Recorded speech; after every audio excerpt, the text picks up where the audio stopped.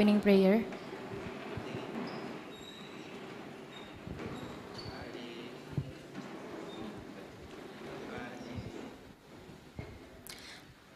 Let us put ourselves in the presence of the Lord, in the name of the Father, and of the Son, and of the Holy Spirit. Amen. Dear Lord, we thank you for your presence today. This is very important to us. Thank you for sending us today the team of Professor Lagmay and team for giving us the time so that we can better understand our situation as a community in relation to hazards, especially flooding that affects our lives. Thank you for the presence of the barangay officials from our punong barangays, barangay kagawads, and barangay secretaries who play a great role, especially in safeguarding our respective communities. Bless us with a purpose so that when we go back to our respective places, we can be of help to many. This we ask through Christ our Lord. Amen.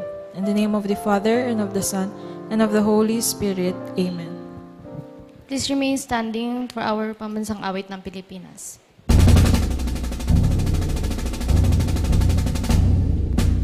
Bayang madilim, perlas ng silanganan, alam ng puso, sa dibdib mo'y buhay.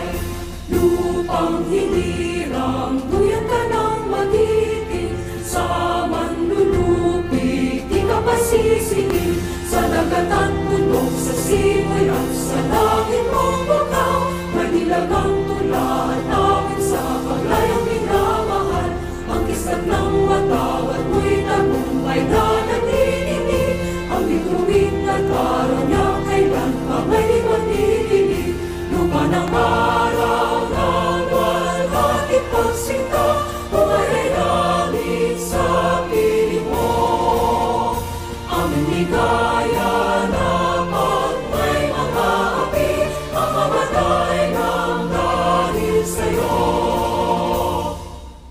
Please be seated. Good morning, everyone, and welcome for today's presentation on Naga City's flood hazard exposure, led by Ms. Dr. Lagmay and his team. May I call on Mr. Rodriguez? Good morning po. Garotororog pa ano. And thank you very much po for being present today. Halong ano po ako, Tagalog, kasi ang mga guest po natin, yung magbibigay po sa atin ng inputs, majority of them hindi po nakakaintindi ng Bicol. But anyway, context lang po, kahapon, nagkaroon na po tayo ng halos similar na ganitong presentation, but with other partners, stakeholders ng ating city. That includes universities, colleges, tapos po yung mga other agencies just like DepEd, PNP, and the like. Ngayon po, kayo po yung bida. Alam ko po, holiday. Alam ko po, preoccupied din kayo ng maraming bagay sa bahay at sa inyong barangay. Pero para po sa amin, isa to sa napaka-importanteng matututunan natin para po mas magkaroon tayo ng guide. One, kung paano talaga natin i-own po yung Barangay Disaster Risk Reduction Management Plan.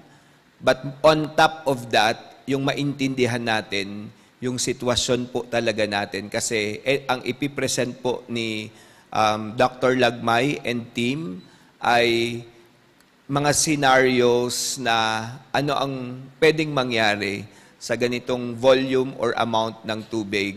Hindi na natin kailangan ng bagyo para po bahain ulit ang ating syudad or ang ating mga barangay. Let's admit po, Catch Basin po tayo, si Mabolo, mabutit nandito po si Kapitan, si Triangulo, nandito din si Kapitan.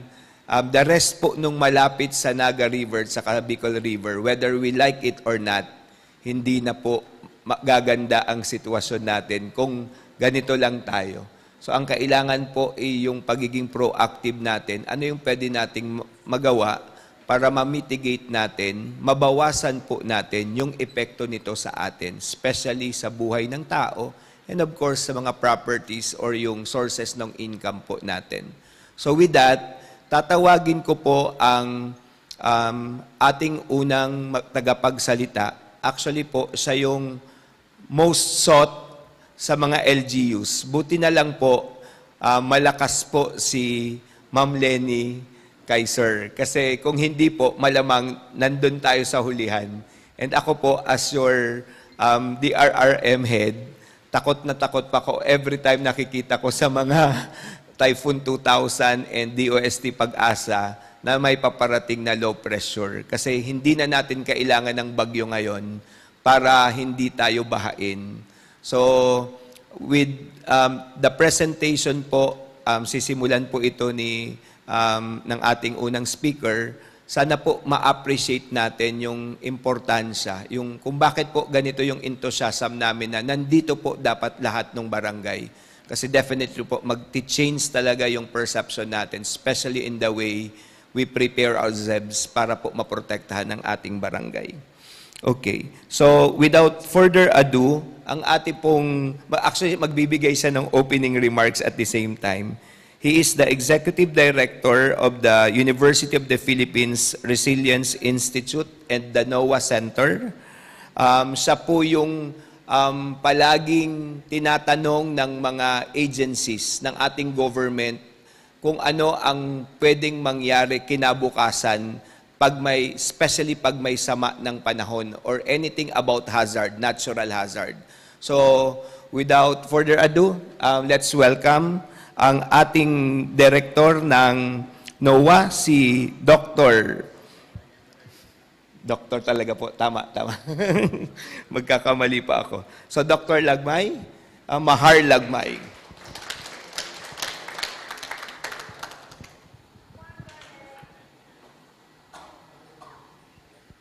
Okay, thank you. Salamat, Reyna. Magandang umaga po. Paano po ba sabihin ng magandang umaga sa Bicolano? Ha? Maray. Mahar. O mahar. Mahar na aga. Mahar lagmay. Nahapon. Nahapon? Maray na aga. Oo. Kamusta po mga kapitan at mga kagawad? Congratulations po sa pagpapanalo ninyo bilang barangay, captain, at kagawad. Ako po si Mahar Lagmay, taga University of the Philippines. Isa po akong geologist, particular na volcanologist din. No? So, yung alam ko na meron kayong vulkan doon. Alam niyo ba ang pangalan ng vulkan doon? Active ba siya? Active? Pero ang pag-uusapan po natin ngayon ay tungkol sa baha. No? Meron po mga nag-aaral na taga-University of the Philippines ng Isarog. Mga estudyante, kasama si Chris Newhall, retired na siya pero active pa rin. Pero ang pag-uusapan po natin ay tungkol sa baha. Lahat po ba kayo ay nandito nung nagkaroon ng Christine? Binaha. At that time po ba, alam nyo na merong Project NOAA? Na gamit nyo na po ba? Nadinig nyo na po ba yung NOAA? Hindi po yung NOAA ni Jesus, no? Yung inutusan ng Diyos na gumawa ng barko. Pero meron pong NOAA na dinevelop noong 2012, na launch noong 2012. At 13 years na po ang NOAA. Nag-aaral ng mga tungkol sa disasters, gumagawa ng app, ginagamit ang pinaka-advanced na technologies from all over the world para magamit po ng Pilipino at para magamit po ng mga, ano bang tawag, nagahon, mga taga-naga. Paano sabihin po ang mga taga-naga? Nagenyo? Mga nagenyo. Na sana ang paggamit po na ito ay mas malawak. Kung kayo po ay maalam tungkol sa NOAA, maigi po yun. No? Pero mas maganda na bawat tao sa barangay ninyo ay napapag-usapan at nagagamit yung mga produkto na nagawa po ng Project NOAA simula po noong 2012. Kasi kung nagamit nyo ito nung one day before Christine, na-predict po noong NOAA yung malawak na pagbaha dito sa Naga. No? So, 1 day in advance. Gusto niyo po ba ng ganon na 1 day in advance, yung mga taga-barangay nyo ay sinasabihan nyo na maghanda na kasi may malaking baha? Gusto niyo po nun, di ba? So, huwag kayong mag-alala, magagamit niyo pa po yun. Kasi sigurado ko sa generation ninyo ay in the next 10 years ay mauulit po yun. Mauulit po yung ganong kalaki na baha. O baka mas madalas pa. So ngayon pa lang ay maganda na mag-ensayo na tayo kung paano natin to gagamitin. Kailangan maalam tayo kung paano gamitin at paano natin maituturo ito doon sa mga tao doon sa barangay ninyo. Gusto niyo po ba ng ganon? Tingin niyo ba makakatulong po sa inyo yon? Oo. Kasi ang layunin po niyan ay para ligtas yung mga nandoon sa inyong barangay. Kasi gusto naman, ayaw naman po natin na may mamamatay doon sa barangay dahil hindi tayo maalam, hindi natin na-predict yung ganong klaseng baha at hindi natin alam ang gagawin.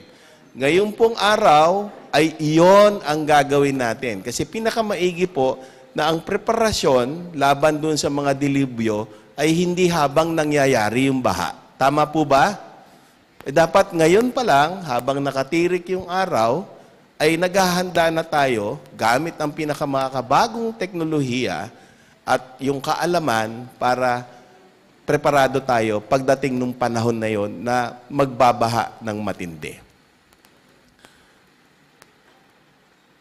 Yes po? Okay. So, hindi ko na po hindi na po ako magtatagal na magsalita dito kasi sayang yung oras, no?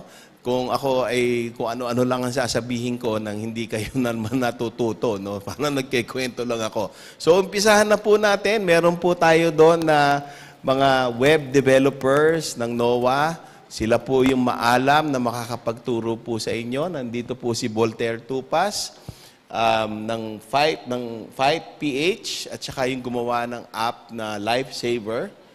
Partner po niya si Ding Dong Dantes ng Yes PH at saka si Atom. Tsaka sino pa ba kayo? Atom, si Ding Dong, ha?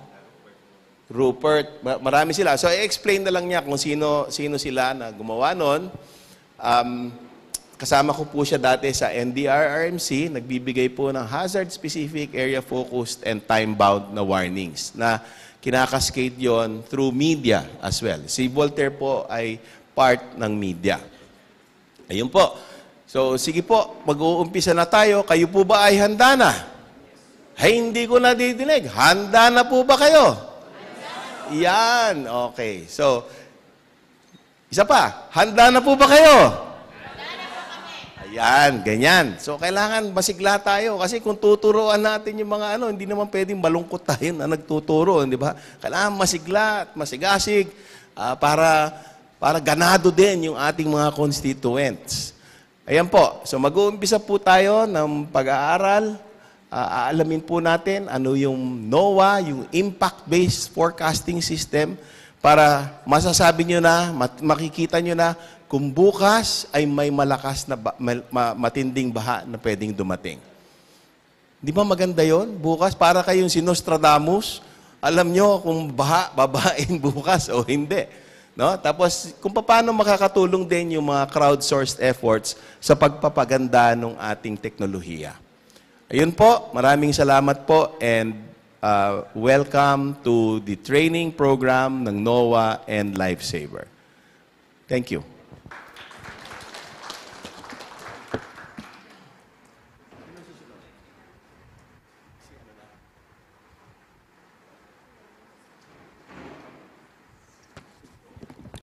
Ayan, thank you so much, Dr. Lagmay, for those inspiring words. At this point, may we invite everyone for a brief photo opportunity. Please stay where you are and the photographer will be taken from that side. Thank you po.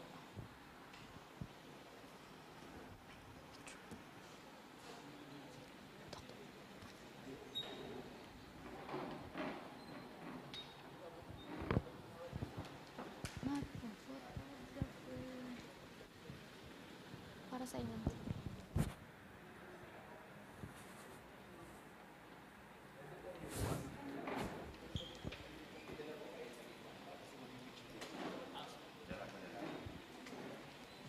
Dito na po sa gitna yung mag-picture taking po. Sino po? Team leader? Representative? Okay po. Isahan na lang po, group picture na lang po.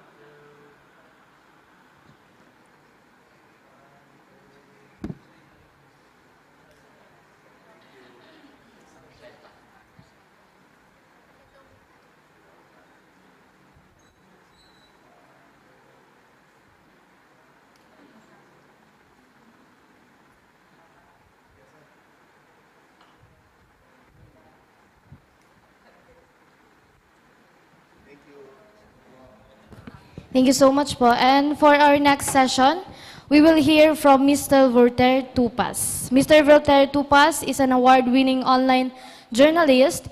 He is the executive director of FYT Media, a non-profit media startup that he co-founded with multi-awarded broadcast journalist Ato Arroyo in 2018. Mr. Voltaire was a development worker and policy advocacy specialist before he joined Rappler as its employee number 1 and founding team member of its civic engagement arm, Move PH, where he covered climate and disaster stories, introduced award-winning community-oriented platforms and campaigns like Now PH.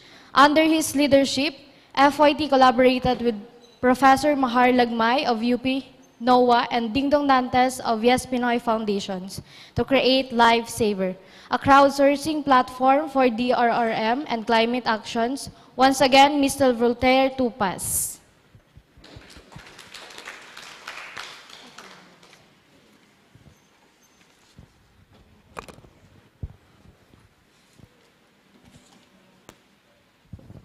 Marahing aga. Alam mo, nung Christine, talagang nakatutok kami sa Naga dahil kakaibang nangyari sa inyo.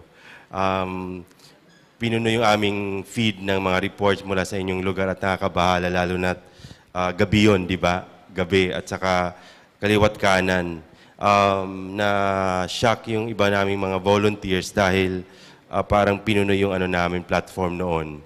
Yung ipapakita ko sa inyo ngayon ng mga reports. Hindi lang actually sa Naga, sa iba pang bahagi ng Sorsogon, Camarines, kahit sa iba pang mga islands sa area na to. Nakakatuwa na naimbitahan din kami ng NOAA na maging bahagi ng pagtitipong ito dahil kayo ang unang syudad sa labas ng Metro Manila na gagamit nito kung sakali. Ito ay na-test sa Quezon City dahil doon na-launch last year, mga around August.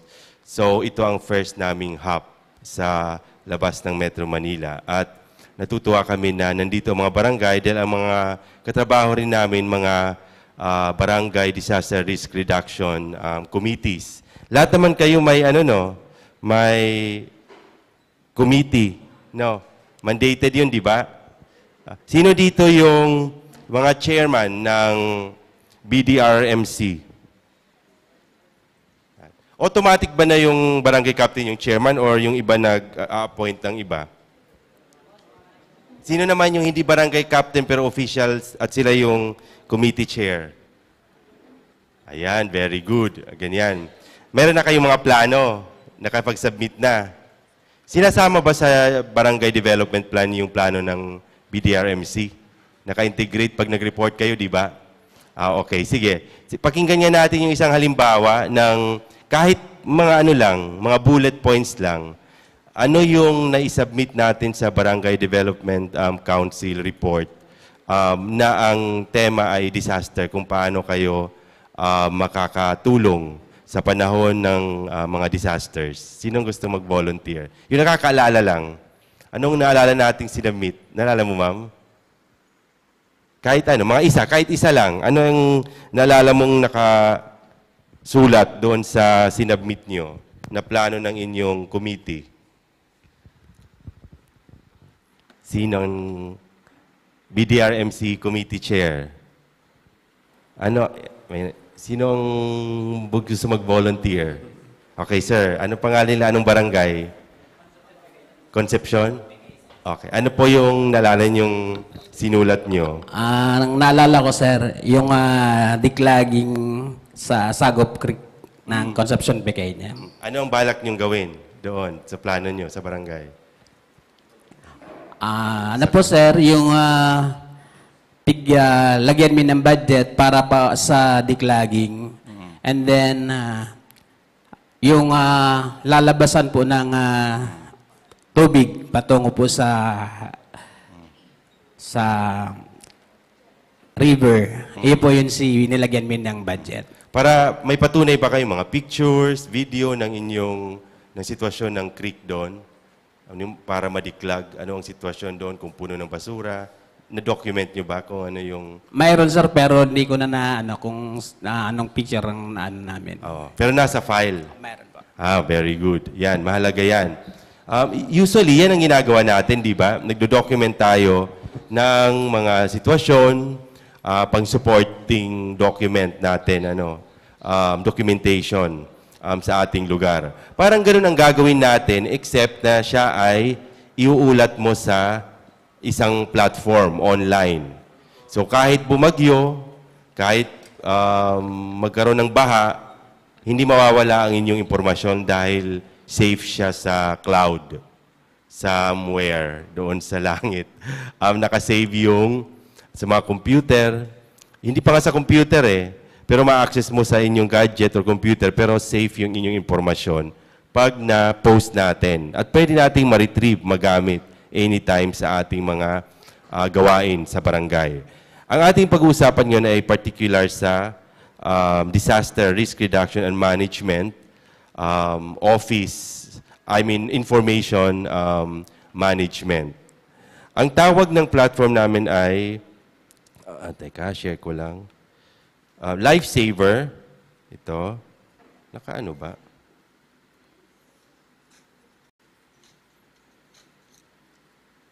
Nakikita.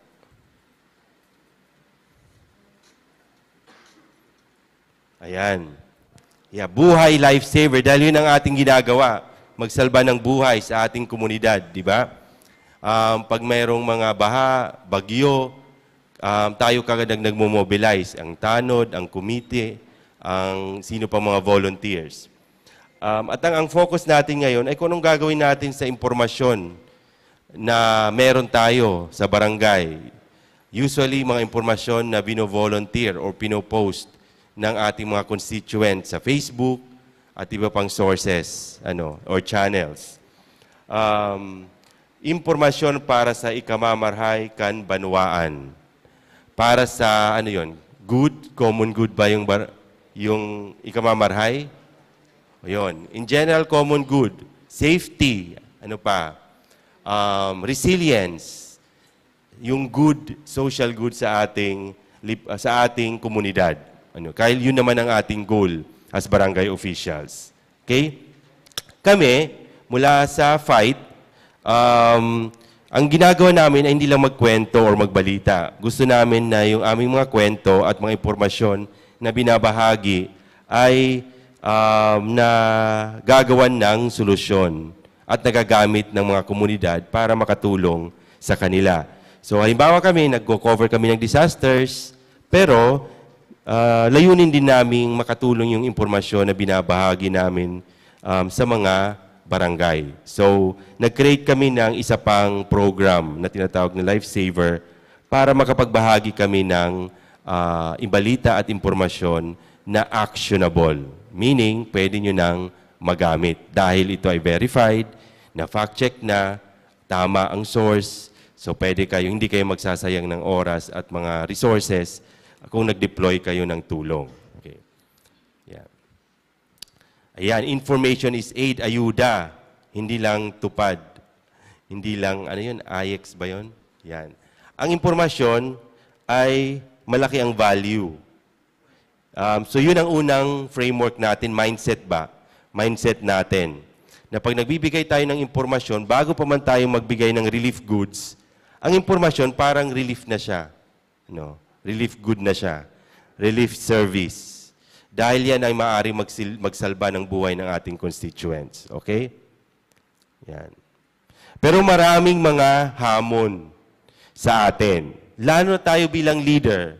Ang isang barrier, ang isang hadlang para epektibo tayo maging leader ay yung political will at yung good governance natin. Kung tayo ba ay nag-i-encourage sa ating constituents na maging participative sa ating pamamahala, tayo ba ay nakikinig sa kanila, tayo ba ay nagkukonsulta sa kanila, tayo ba ay efficient sa ating mga gawain, hindi nasasayang yung oras at resources mula sa taxes ng tao, at yung ating leadership na mamuno lalo na sa panahon ng sakuna. Alam mo yung pagsakuna, alam naman natin na ang mga tao gusto ng leader. Gusto ng namumuno. Kasi chaos yan kung walang namumuno. Kahit sino. Panic yan eh. Natatakot. Yan ang mga emotion pag may disaster. Takot. Nagpapanik. Hindi alam ang gagawin, lalo na pag hinihanda. Pero kung mayroong isang nagtitimon na leader at inspiring, susunod ang inyong mga constituents sa inyo. Kilala nyo naman siguro itong nagsabi nito, no? Nalala nyo to? Kilala nyo? Ano nga natin as leaders, ibasahin natin lahat. In 3, 2, 1, yung number 1,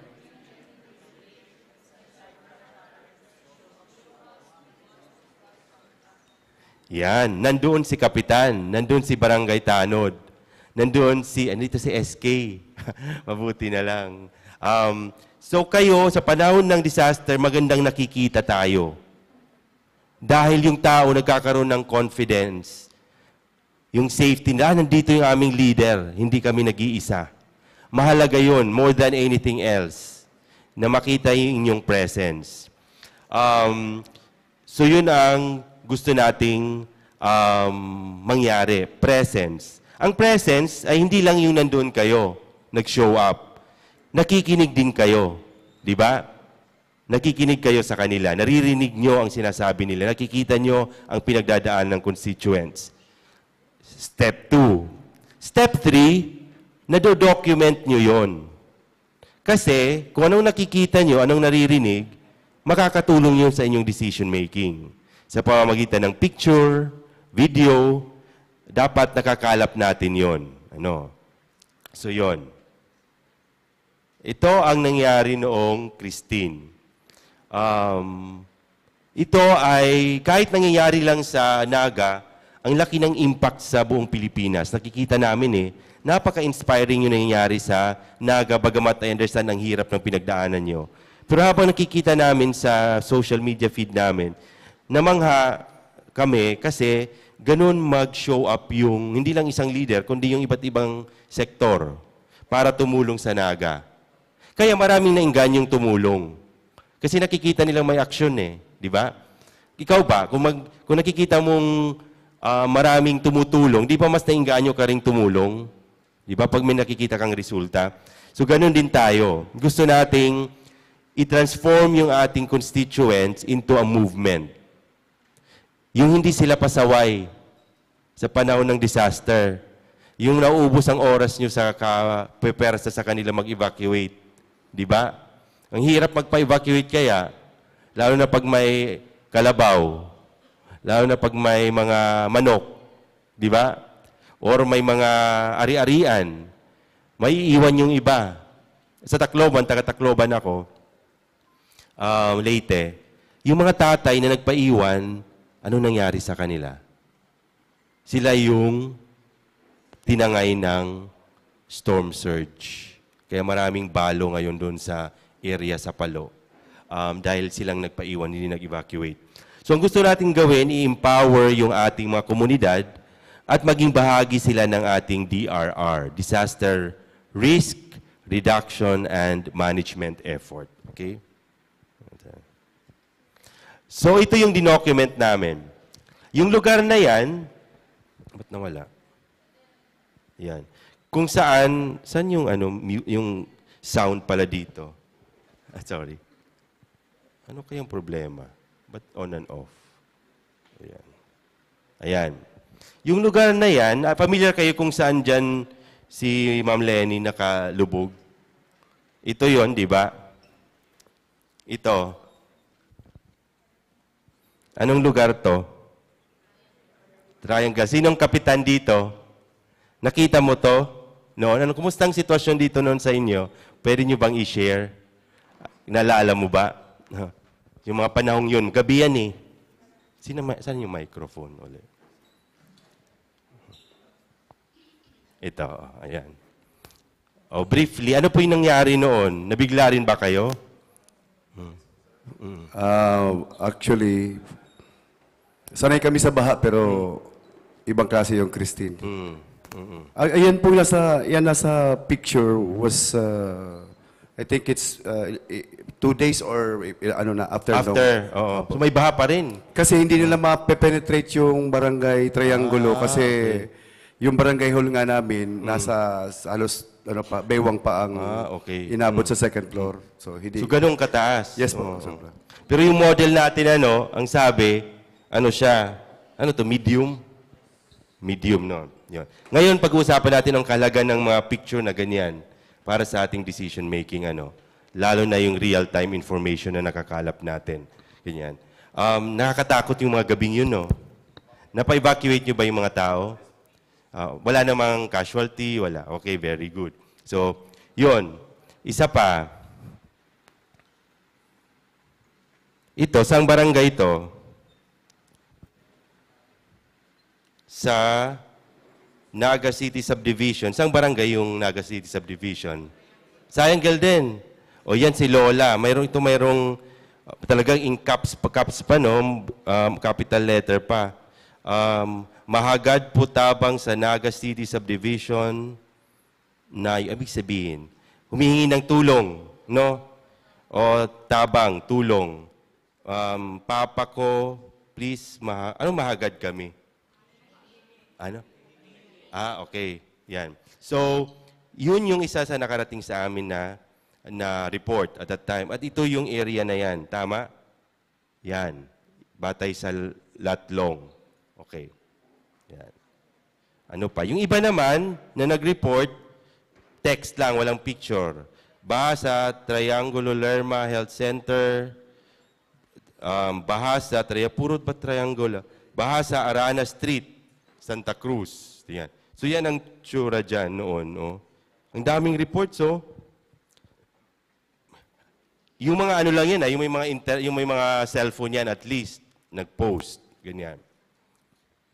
So kung ikaw ay isang barangay captain ngayon, at nakita mo yan, ano sa tingin mo yung tulong sa inyo? Sa iyo, sir. Kunyari at that time, meron kayong, nakikita nyo na noon, ano ang possible na may tutulong to sa iyo bilang barangay captain? Kung sakaling nakita nyo yung mga ganyan noon.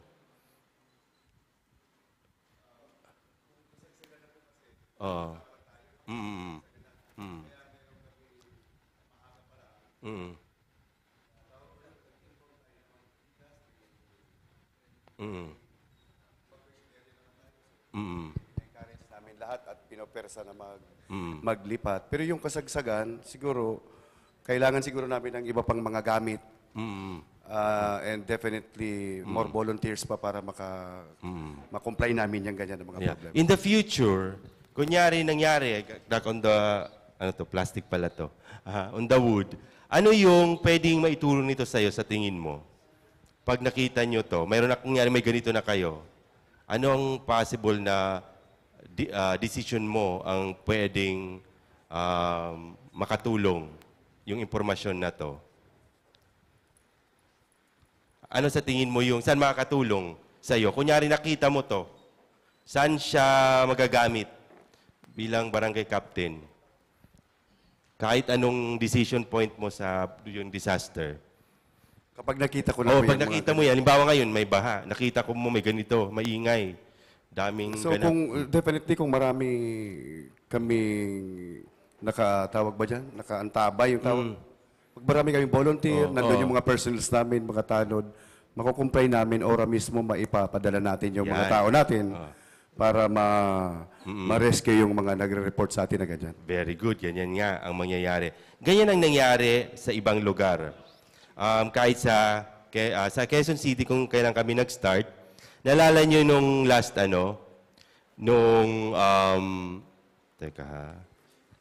nalala nyo yung habagat, yung ilang weeks ago. Tulad ninyo, mayroong isang barangay BDRMC head na overwhelmed na.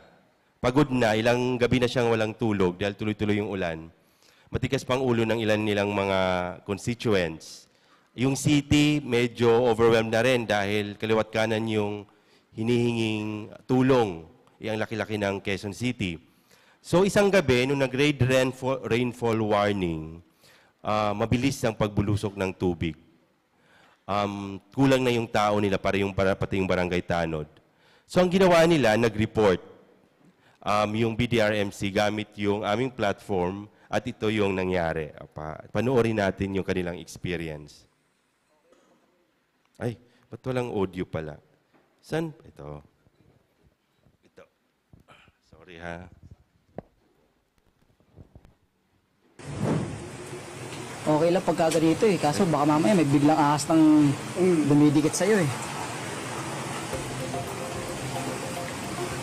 Siya si JB Fretch, isang Paalala BDRMC lang natin chair. sa lahat na kapag dating yung mga nasa flood-prone area po natin, lumikas na po tayo. Kung may mapupuntahan tayo na mas ligtas at meron tayo mga kapitbahay na may mga matataas na bahay o yung mga wala naman po, open po yung mga evacuation center natin. Lilipot na siya, Roronda. Yung pinarescue natin sir nung una ito po. Gumagamit siya yung UP NOAA map. Pag overflow ng tubig, nandito na agad yan sa lugar na to na talagang number one na low-lying area po na. 15 years na siyang volunteer. Ngayon ay counselor na siya at our BDRMC chair. Bata kasi, sumasipag siya maglibot.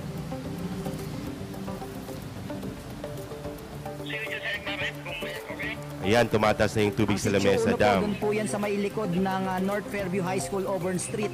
Yan po yung unang-unang community na katabi ng Lamesa Dam. Basta umapaw ang Lamesa Dam. Nung gabi, At malaking bagay. At ngayon, na-trap napatunayan na naman po natin yung ilang pamilya. natin posting ng mga impormasyon na ganito. Isa ang fight at lifesaver sa mga agad na nagbigay ng atensyon doon sa ating panawagan. At kayo po yung naging daan para makarating ito doon sa kinauukulan. At less than an hour, ilang minuto lang talaga, nakita namin dumarating ang Quezon City Disaster, ang DPOS, TTMB, mga Bureau of Fire Protection, yung mga responder natin para tulungan yung mga natrap sa Sitio 1.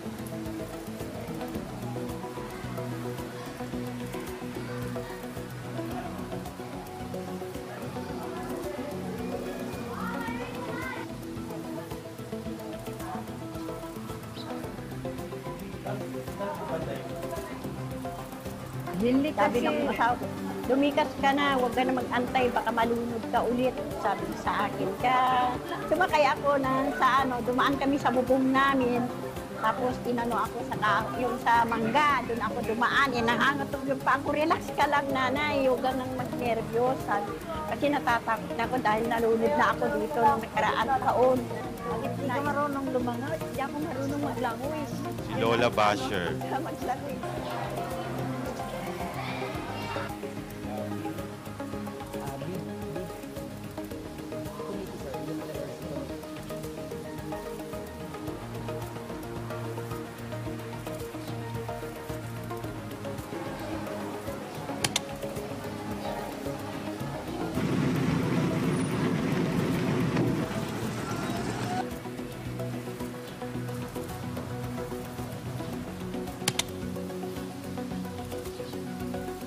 may sakuna. Bawat tulong kasi napakahalaga. Napakalayo ng nararating ng bawat kontribusyon ng lahat ng mga kababayan natin through bayanihan.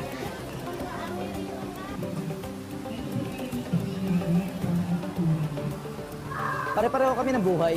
Kami pare-pareho kami ng mga nababaha. Yung buhay ng mga batang ito, yung bawat pamilya, kami rin yan eh. Kasi ang bahay ko nasa gilid ng ilog. So kung sila ay binabaha, ganun din ako, sir.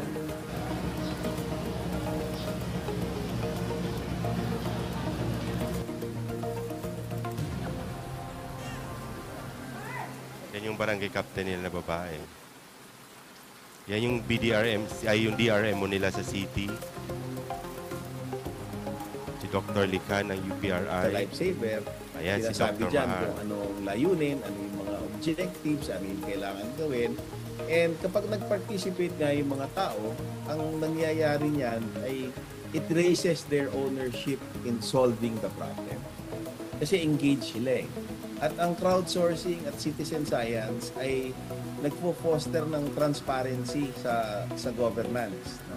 At kapag mayroong transparency, of course, everybody knows that's better for good governance.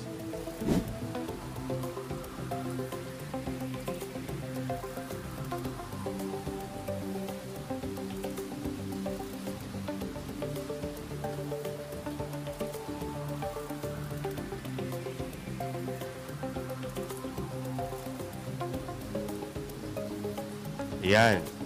Dahil sa isang report, at least 20 yung na-rescue sa barangay pa lang, sa sitio pa lang na yon.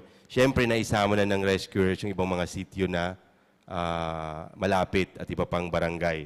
Kasi pag nagre-rescue naman yung mga responders, buong area ang nire-rescue, di ba?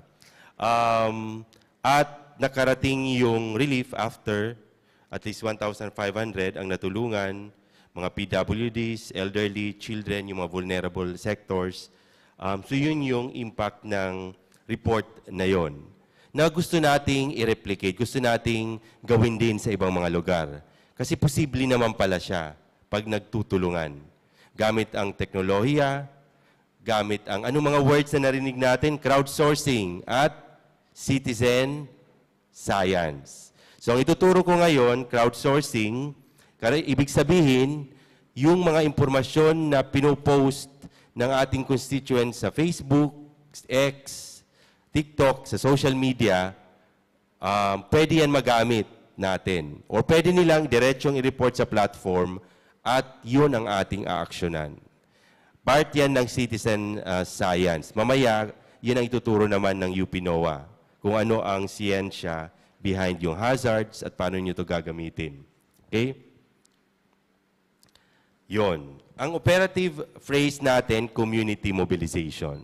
Isang test yan ng leadership natin. Kung nai-inspire natin ang ating komunidad, kung namomobilize natin sila.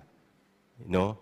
Kung napapakilos natin sila. So this is one way to mobilize them by encouraging them to volunteer or post information that can be used for action, for response purposes. Okay? So, ang gagawin natin, inform the public, gather information from them, i-verify, and then mobilize. Near real time, dahil social media real time, hindi na lang logbook, di ba? Nasa social media, nangyayari na. Remember, nauuna pang umaksyon yung komunidad kaysa sa atin minsan, nauna pa silang mag-picture. Bago mag-evacuate, nakapicture muna silang nakalubog doon sa kanilang sala. Di ba? Yun ang ginagawa nila. Unang ginagawa, post ka agad sa social media. Okay? So, crowdsourcing plus storytelling, yung pagkikwento ng mga experience natin, maaring makatulong yan ng pagbubuo ng resilience, katatagan natin bilang komunidad. Okay. So, i-dissect natin isa-isa. Ano ba ang nangyari? Paano natin ito gagawin? Step by the step hanggang sumakses. Una,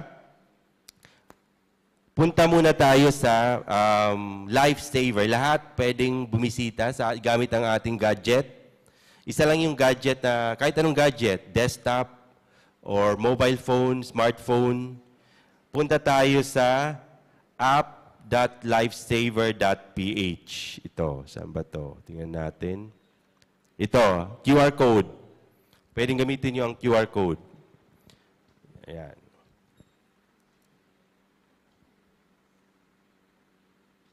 Lahat na. Yan ang makikita nyo.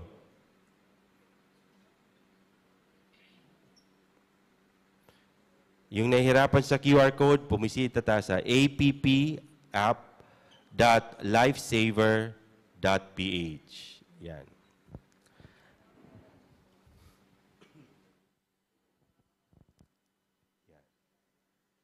Naisip namin to, ang daming nito pinanggagalingang hugot, yung lifesaver na to. Isa na doon yung sa UP NOAA. Si Professor Mahar, lalo na pag merong banta ng bagyo, ang active niyan sa Facebook. Nangihingi ng mga picture. Naawa naman kami sa kanya, kawawa naman si Doc Mahar. Post ng post, nangihingi ng picture, i-post daw sa Facebook. Ang hirap niyan, di ba? Isa-isahin mo. Tawag dito, mahanapin mo pa kung saan nag-post. So, bakit hindi natin i-centralize yung informasyon? Di ba? Sa isang platform. So, yon, isa yan. Pangalawa, kami naman nila Ding Dong, munong panahon pa nung NYC siya, siyempre hindi mo na naabutan, counselor, no? Kasi ano ka na, Gen Z ka na. Kaming mga Gen X nung panahon ng NYC pa si Ding Dong Dantes, ang dami naming tinatawag na digital humanitarians.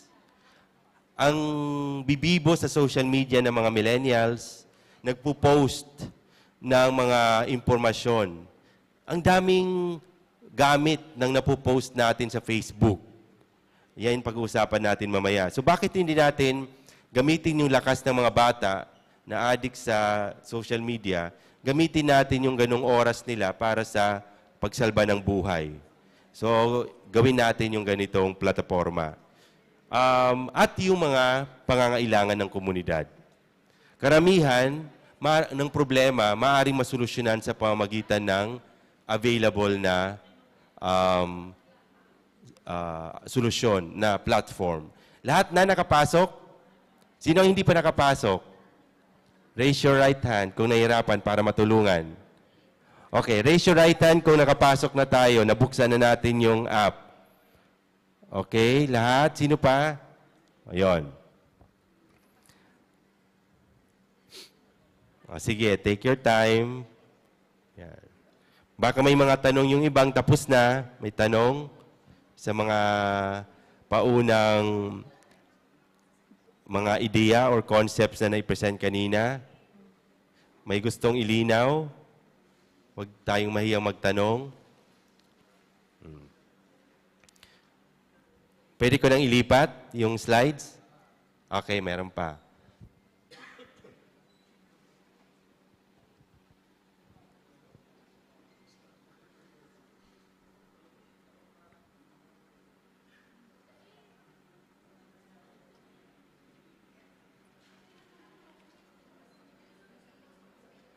Parang nagbukas ka lang yan ng Shopee or Lazada.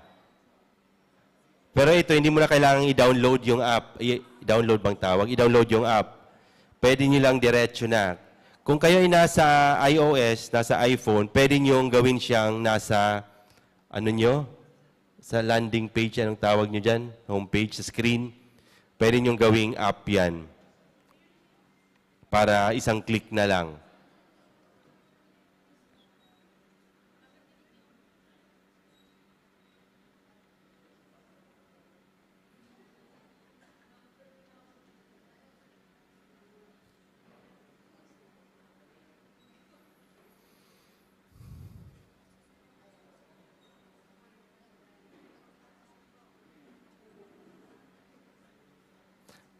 Kayo pala yung unang face-to-face na mga barangay captain na na-train. Yung sa Quezon City, Zoom lang yung ginawa namin. Pero ito, hands-on.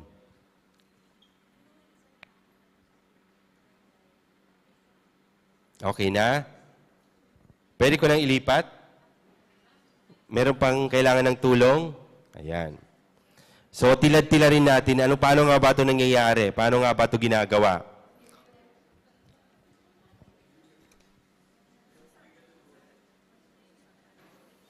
So kung nagbukas ka, ito ang makikita ninyo. Di ba? Tama? Okay, very good. Yan ang desktop view. Pero pag mobile, vertical yan. So ano pa yung mga laman niya? Mag-report ka. Sabi niya, mag-report na. Pwede kang, pag i-click mo yung upload a photo, pwede kang mag-upload ng photo. Kunyari ako ngayon, pinicturean ko kayo ngayon. Ayan. Ito ay picture niyo ngayong araw. So, upload a photo, kung may photo. Mamaya tayo mag-upload. Mag-exercise. Pakinggan lang muna natin yung kung paano gamitin. Next ay report. Ano ang i-report? Makikita nyo, baha. Nangunguna yung baha. Tama? Banggaan. Kung may banggaan, pwedeng gamitin nyo rin. Kung may banggaan sa inyo. Sunog. Kung may sunog. Or kung may pangangailangan kayong disaster relief.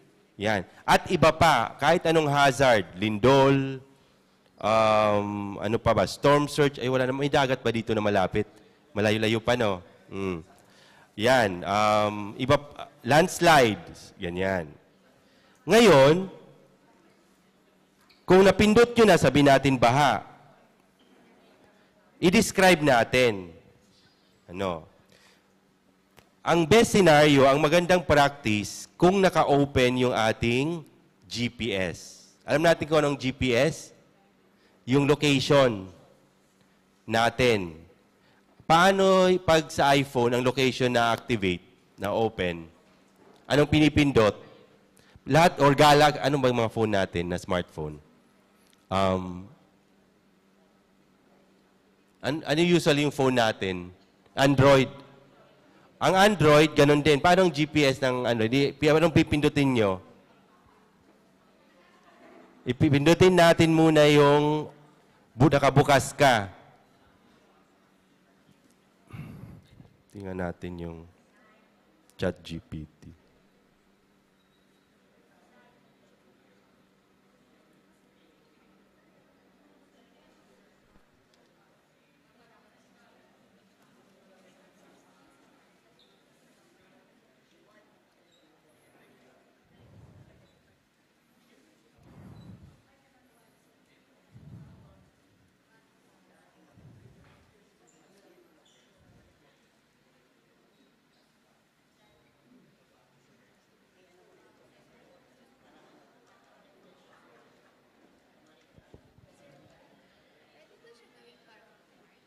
Oo, pwede ata. Kaya hindi ko alam.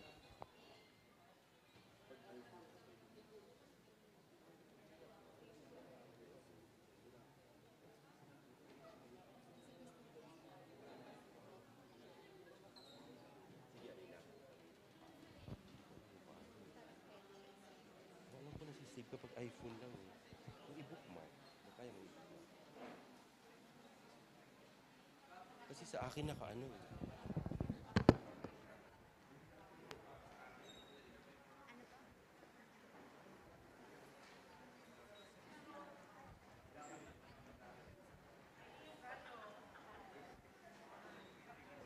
Anong tawag dito web how to turn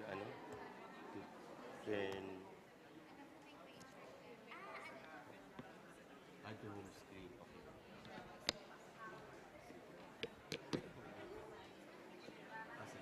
Ano ka? iPhone? Ano ba yung anong gagawin? Okay, tapos pwede ba itong i-demonstrate dito? Hindi. Dito kaya? Anong ginawa mo?